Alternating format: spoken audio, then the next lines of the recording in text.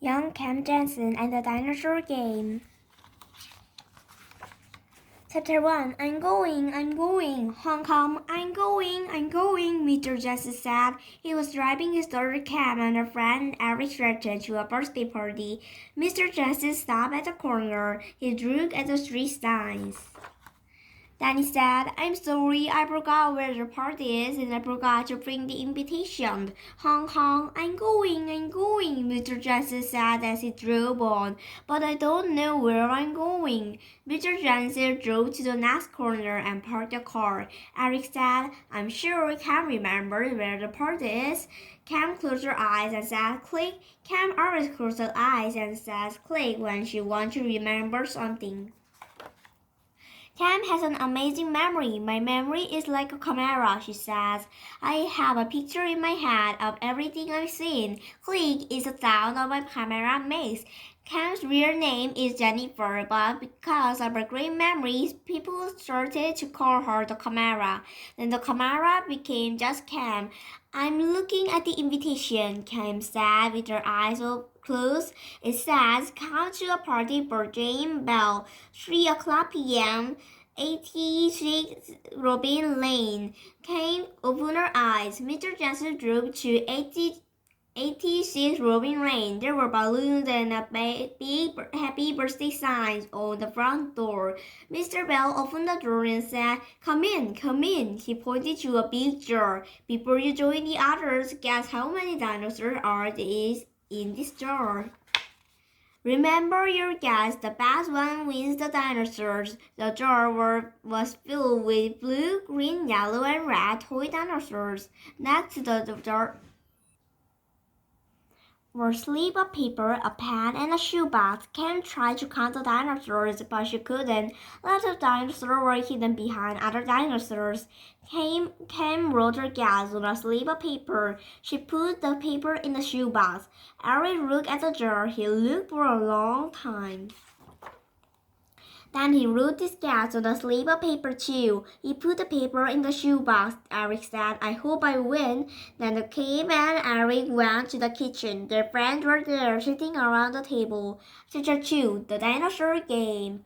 Mrs. Bell said, good, everyone is here. I will get a birthday cake. She carried a large cake to the table. Mrs. Bell lit the candles. Everyone sang happy birthday. Then Mrs. Bell gave each child a piece of birthday cake. They were all eating cake when Mr. Bell walked into the room. I counted the dinosaurs, he said. There were 154 in the jar, Eric said. I guess 150. Maybe I will win, Rachel said. I guess 300. Who won? Jane asked. Who won the dinosaur game? Mr. Bell smiled. We will see, he said, as soon as I have some cake. When Mr. Bell finished, he brought it in the shoebox. He turned it over and picked up a slip of paper. 180, he read, then he showed it to everyone. That was my guess, Jane said. One by one, Mr. Bell read the guesses. 100, 300, 1,000, 450. 200. Cam said 200 was my guess. Mr. Bell looked at the next slip of paper. He read 150. That was my guess, Eric said. Then Mr. Bell held up the last slip of paper and read 154. That's mine, Robert said. I win. You do win, Mr. Bell said. You guessed the exact number, and here's your prize. He gave Robert the jar of dinosaurs. Cam looked at Robert. Then she looked at the slip of paper in Mr. Bell's hand and said, click. Eric whispered to Cam, that's amazing. He guessed the exact number of dinosaurs. Yes, Cam said. It's amazing. It's almost too amazing. Chapter 3. Click. Robert spilled the dinosaurs onto the table. They are cute, Rachel said. Can I have one? Jason asked. Rachel asked, can I have one too? I'm not giving them away, Robert said. I'm selling them. I want a red one, Rachel said. I will give you the money at school tomorrow. I want 3 green dinosaurs and 2 yellows, Jason said. Mr. Bell said, "Now let's play musical chairs." He sat 6 chairs in a line. He turned on some music. Then Mr. Bell told the children walk around the chairs. When the music stops, sit down. Whoever can find a seat is out of the game. The children walked around the chairs, but not Cam. She looked at the chairs, she counted them, then she closed her eyes and said, "Click, chapter 4, you made me lose." The music stopped. Everyone but Cam sat down. She was out of the game. Mr. Bell took 1 chair away and turned on the music again. Cam opened her eyes. She went over to the table. She looked at the slip of paper. Then as Eric walked past, she whispered to him, "I have something to show you." Eric turned and the music stopped. Everyone but Eric sat down. He was out of the game. Mr. Bell took 1 chair away and turned on the music again. When Robert walked past, Cam whispered to him, "And I have something to show you." Robert turned and the music stopped. Everyone but Robert sat down. Robert was out of the game. He told Cam, "You made me lose the musical chairs," Cam said, "and I will make you lose the dinosaurs too." Chapter 5, I'm sharing. Cam and said to Robert, "You ruled 154 after Jane's father counted the dinosaurs." "I did not," Robert said. Cam told him. Mr. Bell turned over the shoebox. The paper fell out upside down. They fell out in the same order they were put in. James' guess was first.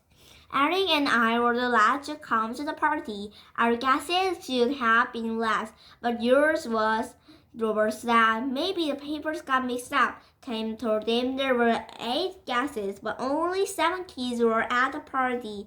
"You guessed twice. You guessed when you came to the party. You guessed again after Jane's mother told us there were 154 dinosaurs in the jar." "I did not," Robert said.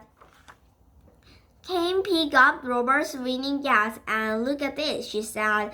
Cam pointed to a chocolate smudge. "You wrote this after we had birthday cake. That's why there's chocolate in it."